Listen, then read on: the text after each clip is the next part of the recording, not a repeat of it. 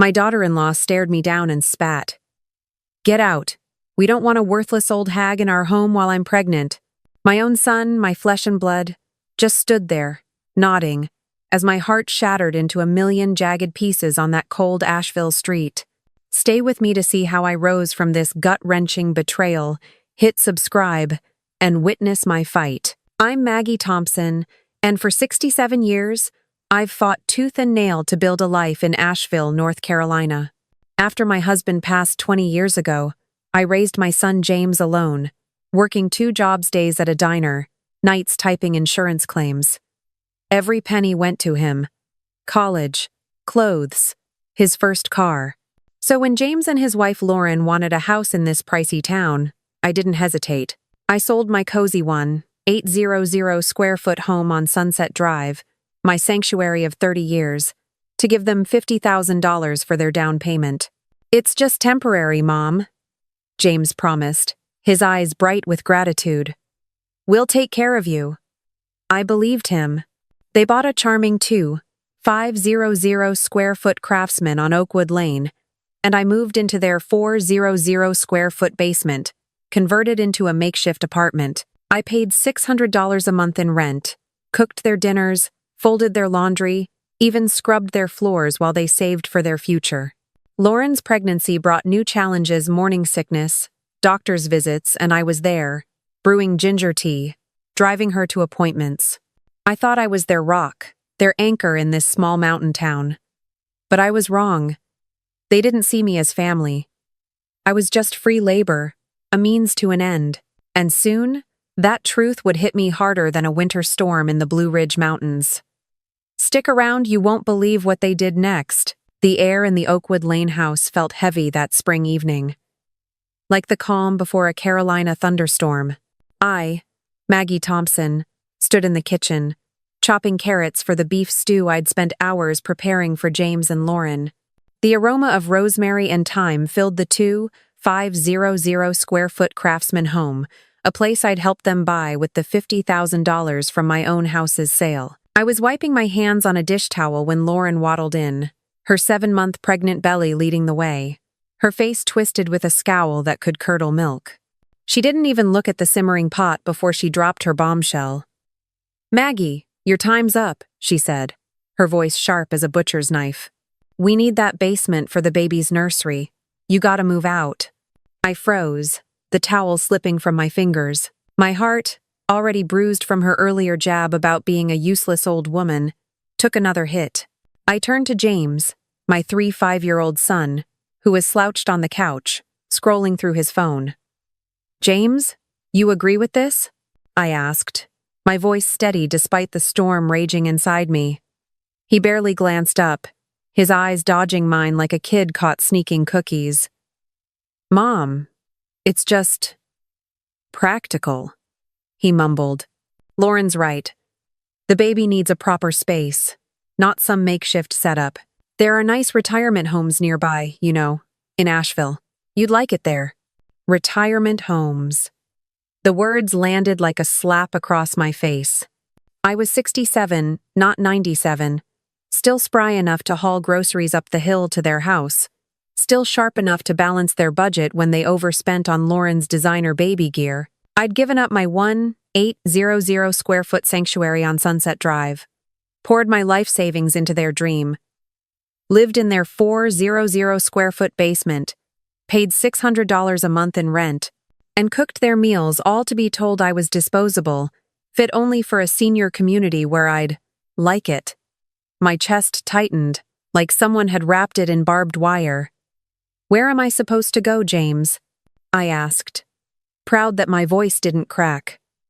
"I gave you everything: my home, my savings, my time." Lauren crossed her arms, her manicured nails glinting under the kitchen light. "That's not our problem, Maggie," she snapped. "We're starting a family. We can't have you cluttering up our space, meddling in our lives. You've done enough." Her words cut deeper than I thought possible, each one a jagged shard tearing through the bond I'd thought we shared. I looked at James again, hoping for a flicker of the boy I'd raised alone, the one I'd stayed up nights for, stitching his Halloween costumes, working double shifts to afford his baseball camp. But he just shrugged, his silence louder than any words. "It's what's best, Mom," he said finally, his tone flat, like he was ordering coffee, not throwing his mother out. I stood there, the kitchen clock ticking like a countdown to my exile. The stew bubbled behind me, its warmth mocking the coldness in the room. I'd spent months supporting Lauren through her pregnancy, driving her to doctor's visits in my old Honda, brewing ginger tea for her nausea, even knitting a tiny blanket for the baby. I thought I was their rock, their anchor in this small mountain town. But to them, I was just an obstacle, a relic taking up space in their perfect little world. "You're serious," I said, more to myself than to them, my voice barely above a whisper. "You want me gone." Lauren's lips curled into a smirk, like she'd won some twisted game. "By the end of the month, Maggie," she said, turning to leave. "We need to start painting the nursery." James followed her, not even sparing me a glance. I stood alone in their kitchen, the stew forgotten, my hands trembling as the weight of their betrayal settled over me like a heavy fog rolling down the Blue Ridge Mountains.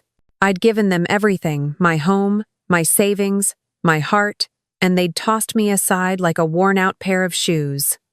But as the anger burned hotter in my chest, a spark of resolve flickered to life. They thought they could discard me, but they didn't know the strength I'd built over 67 years of fighting for my family. The kitchen clock in that Oakwood Lane house ticked on, its relentless rhythm mocking me as I stood frozen, the sting of Lauren's words, "Your time's up, Maggie," and James's betrayal slicing deeper than any knife. I, Maggie Thompson, a 6-7-year-old widow who'd poured my life into raising my son, shuffled down the narrow stairs to the 400-square-foot basement I called home. The air down there was damp, heavy with the musty scent of old concrete, a far cry from the cozy 800-square-foot house I'd sold on Sunset Drive to fund their dream. I sank onto the creaky cot, my hands still trembling from the confrontation, and stared at the bare cinder-block walls. This was my reward for a lifetime of sacrifice, a cold, cramped space, and a one-way ticket out the door. I reached for a cardboard box under the cot, one I hadn't touched since moving in 6 months ago. Inside was a faded photo album, its edges worn from years of love. I flipped it open, and there was James, my little boy, gap-toothed and grinning at his 5th birthday party, chocolate frosting smeared across his cheeks. I'd baked that cake at 2 a.m. after a double shift at the diner, my hands aching but my heart full. Another photo showed him at 12, in a too-big baseball uniform, waving from the field where I'd cheered myself hoarse. I'd worked nights typing insurance claims to pay for that camp, skipping sleep to be his biggest fan. Tears burned my eyes, falling like rain onto the plastic pages. "I gave you everything, James," I whispered to the empty room. "How could you throw me away?" The pain was a living thing, clawing at my chest, sharper than anything I'd felt since my husband's funeral 20 years ago. I'd raised James alone, stitching his dreams together with every overtime hour, every missed meal, every sleepless night. Now, at 67, I was nothing to him, a useless old woman, as Lauren had spat, a burden to be shuffled off to some Asheville retirement home. The thought of those sterile hallways, filled with strangers, made my stomach churn. I'd given them $50,000 from my life savings, lived in this basement, paid $600 a month, cooked their meals, and knitted booties for their unborn child, all to be told I was cluttering their lives. My fingers tightened around the album, the edges digging into my palms. I wanted to scream, to storm upstairs and demand answers, but my voice felt trapped, buried under the weight of their indifference. I grabbed my phone and dialed Clara Evans, my best friend of 30 years, the only person who'd understand. "Clara," I said when she answered, my voice cracking like dry twigs. "They're kicking me out. Lauren called me worthless. And James?" He just stood there, agreeing. "I gave them my home, my everything, and now I'm nothing to them." There was a long pause, and I could picture Clara's kind eyes narrowing with fury. "Maggie Thompson, you listen to me," she said, her voice firm but warm, like a hearth fire. "You're not nothing. You're the strongest woman I know. You raised that boy alone, built a life from scratch. They don't get to define you. You hear me? You're worth more than their selfishness." Her words were a lifeline, pulling me back from the edge of despair. I wiped my tears, the photo album still open on my lap. Clara was right, I'd survived worse than this. Losing my husband, scraping by on minimum wage, fighting for James's future. But this betrayal cut deeper, because it came from the boy I'd loved more than life itself. Yet as the pain burned, a spark of defiance flickered in my chest, like a match struck in the dark. Lauren thought she'd won, smirking as she dismissed me. James thought he could shrug off his mother like an old coat. They were wrong. I'd spent 67 years building strength they couldn't imagine, and I wasn't done fighting. The basement door clicked shut behind me, sealing me in the dim, 400 square foot space that had been my home for 6 months.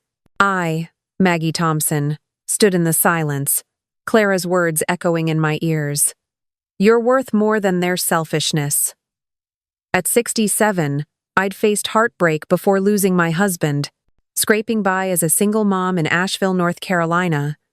But the sting of James and Lauren's betrayal was a fresh wound, raw and pulsing. Yet, in that moment of despair, a fire kindled inside me, fierce as a Blue Ridge sunrise. They thought they could discard me like an old quilt, but I'd spent decades stitching my strength together. I wasn't just their maid or their bank. I was Maggie Thompson, and I had a plan. That night, I sat at the rickety desk in my basement, my laptop glowing in the dark. I scoured listings for apartments in downtown Asheville, determined to reclaim my independence. By dawn, I'd found a 700 square foot loft on Patton Avenue, small but bright, with hardwood floors and a view of the mountains that felt like a promise of freedom. I called the landlord, a gruff man named Hank, and secured it with a $1,200 deposit from my dwindling savings. "It's yours, Maggie," he said, his voice crackling over the phone. "Move in by Friday." I hung up, a smile tugging at my lips. This wasn't just a new home. It was my first step out of their shadow. But I wasn't done. Weeks earlier, I'd overheard James muttering about the basement conversion, how he and a buddy had slapped it together without permits, cutting corners to save a few bucks. I'd warned him then, my voice sharp. "James, you need permits for that, or the city will come knocking." He'd brushed me off, laughing. "Relax, Mom, nobody checks." Oh, how wrong he was.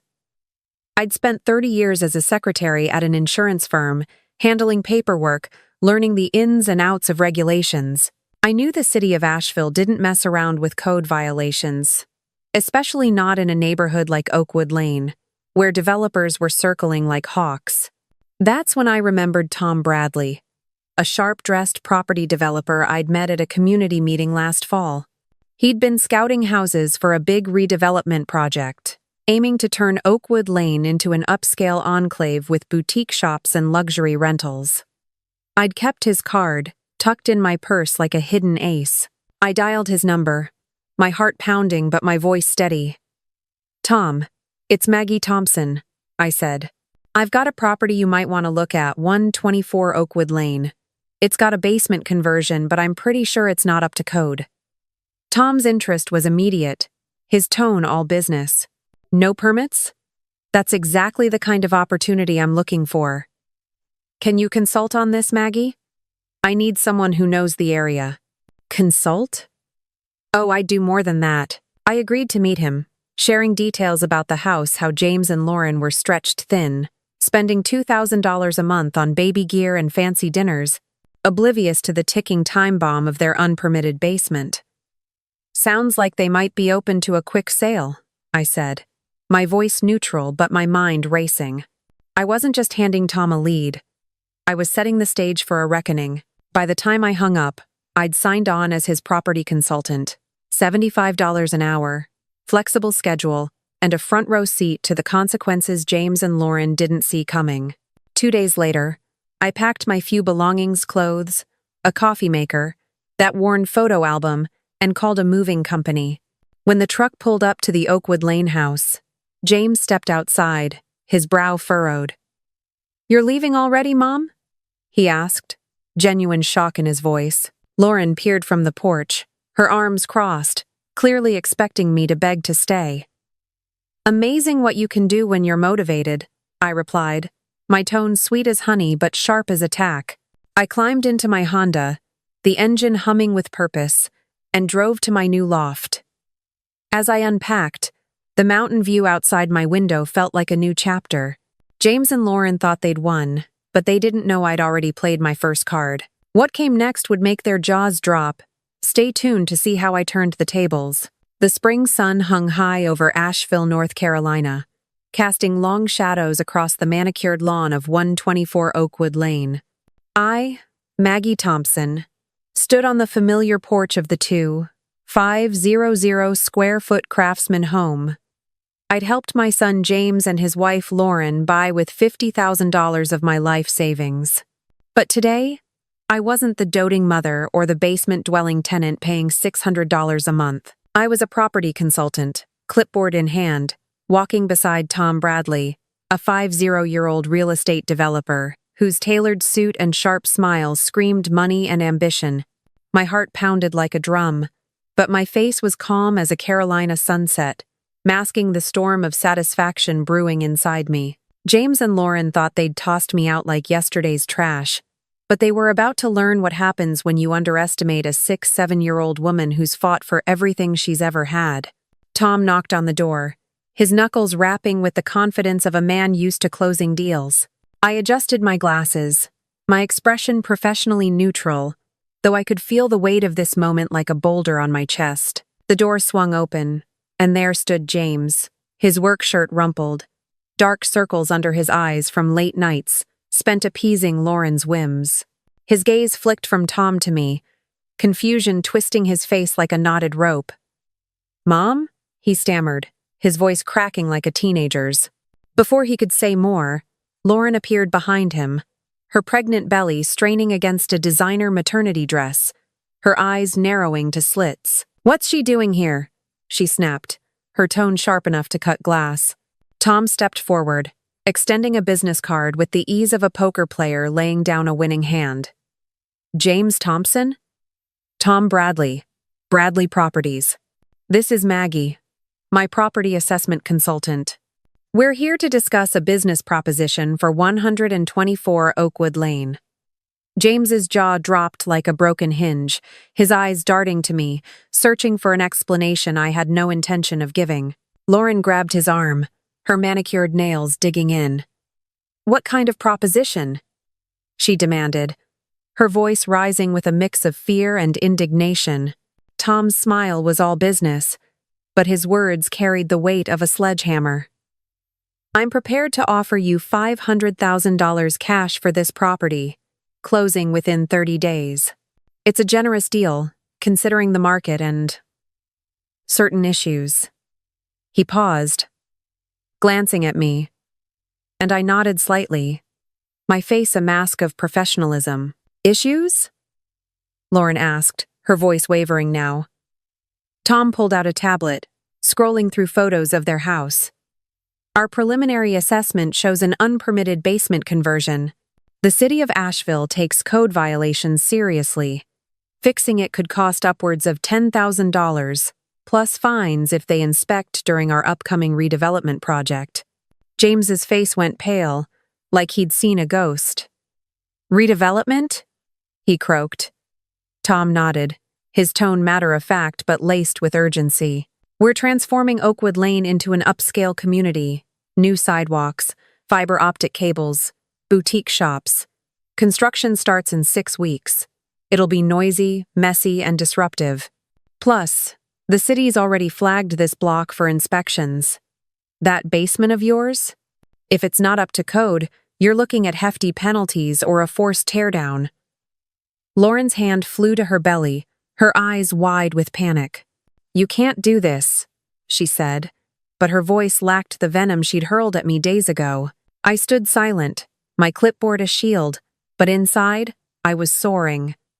This was the moment I'd orchestrated since Lauren called me a useless old hag and James suggested a retirement home. I'd known about their unpermitted basement for months, a secret I'd held close after James dismissed my warnings. When I tipped Tom off, I wasn't just sharing facts.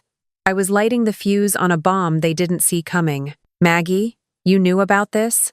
James asked, his voice barely above a whisper, his eyes pleading for the mother he'd betrayed to swoop in and save him.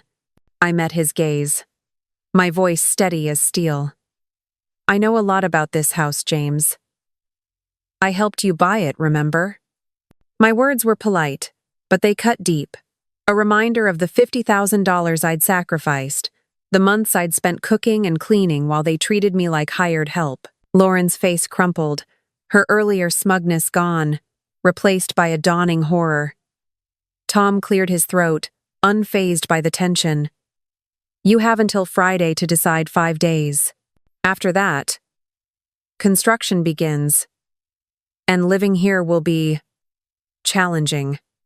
Maggie can answer any questions about the timeline." He handed James his card, then turned to me. "Ready, Maggie?" I nodded, my smile as serene as the Blue Ridge Mountains outside. As we walked down the driveway, I caught Lauren watching from the window, her face a mix of shock and something that looked like regret. "Too late, sweetheart." James stood frozen on the porch, clutching Tom's card like a lifeline. They thought they'd won when they kicked me out, but now they were trapped. Sell the house for a profit or face thousands in fines they couldn't afford. I climbed into Tom's sleek SUV, my heart racing with a mix of triumph and guilt. Had I gone too far? Maybe, but after 67 years of fighting for my family, I was done being their doormat. What happened next would push this drama to a whole new level. Stay with me to see how the stakes got even higher. The Asheville sky was painted with the soft pinks of a late spring dusk as I, Maggie Thompson, sat in my new 700-square-foot loft on Patton Avenue, sipping coffee and gazing at the Blue Ridge Mountains. The triumph of standing on James and Lauren's porch with Tom Bradley, watching their faces crumble as he laid out his $500,000 offer for their unpermitted 2,500-square-foot craftsman on Oakwood Lane, still lingered like a sweet aftertaste. I'd turned their betrayal, calling me a useless old hag, and kicking me out after I'd given them $50,000 of my savings into a moment of reckoning. But just as I thought I'd played my hand perfectly, the phone rang, and the voice on the other end sent a chill down my spine, colder than a January wind in these mountains. "Maggie Thompson? This is Detective Linda Carter with the Asheville City Planning Compliance Office," the woman said, her tone clipped and professional, like a judge reading a verdict. "We need to schedule an interview regarding your work with Bradley Properties. Today, if possible." My heart raced like a deer in headlights, the mug nearly slipping from my hands. Lauren's father, a retired city council member with connections deeper than the French Broad River, had filed a complaint, accusing Tom and me of using intimidation tactics to force residents out of their homes. The city was launching an investigation, and I was in the crosshairs. For the first time since I'd left that basement, doubt crept in like damp rot. Had I gone too far? I drove to City Hall, the 10-minute trip feeling like an eternity. The sterile conference room smelled of stale coffee, and Detective Linda Carter, a sharp-eyed woman in her 42nd, sat across from me, her notepad open and pen poised like a weapon. "Mrs. Thompson," she began, her voice steady but probing. "Can you explain your role with Bradley Properties and why you flagged 124 Oakwood Lane your son's home for acquisition?" I took a deep breath, steadying myself. At 67, I'd faced tough rooms before bosses who underestimated me, creditors who hounded me as a single mom. I wasn't about to crack now. "I'm a property consultant," I said, my voice calm as a still lake. "I know Asheville's neighborhoods like the back of my hand. Tom Bradley hired me to identify properties with potential for his redevelopment project. 124 Oakwood Lane has an unpermitted basement conversion, which I knew about from living there. I shared facts. Nothing more. Linda's eyes narrowed, her pen scratching notes. You lived there? She asked, leaning forward. Until when? I met her gaze, unflinching. Until my son James and his wife Lauren asked me to leave 2 weeks ago. They needed the basement for a nursery. The room felt smaller, the air thicker. So, you recommended your son's property right after they evicted you, Linda said, her tone neutral but heavy with implication. Some might call that personal, Mrs. Thompson. Retaliation, even. My stomach twisted, but I kept my composure, honed from years of swallowing pain to protect my family. Detective, I said, my voice firm.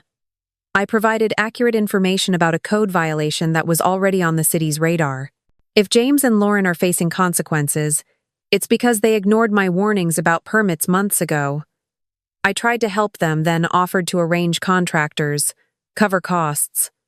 They dismissed me. Linda flipped through her file, her expression unreadable. You're saying you acted purely as a consultant, not out of spite? I leaned forward, my hands clasped tightly. Spite? Number? I'm a 6-7-year-old woman who sold her home to help her son buy his. I lived in their basement, paid $600 a month, cooked their meals, and got called a burden for it. If anything, I protected them for too long. My job with Tom was to flag properties with issues. Their house fit the bill. That's not revenge, that's reality catching up. Number. The interview dragged on for an hour, each question a needle probing for weakness. Did you disclose your personal connection to the property? Linda asked. Yes, I replied. Tom knew it was my son's house.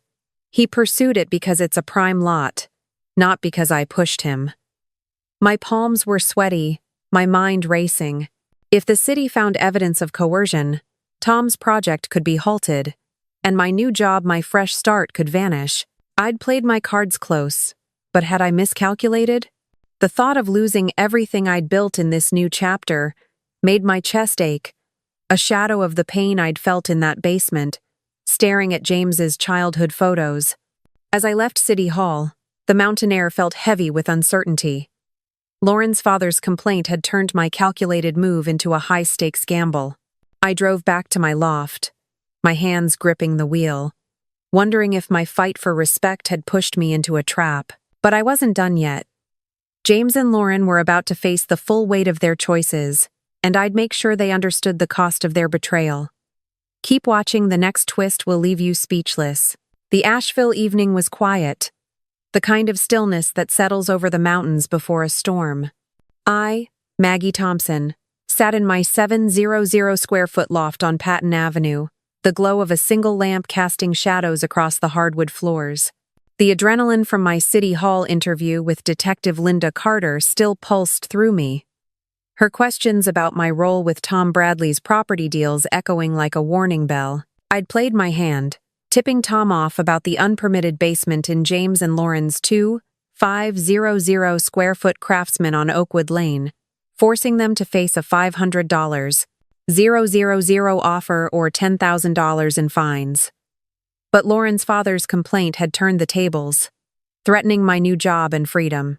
At 67, I'd fought too hard to let their betrayal define me, but the doubt gnawing at my gut was new and unwelcome.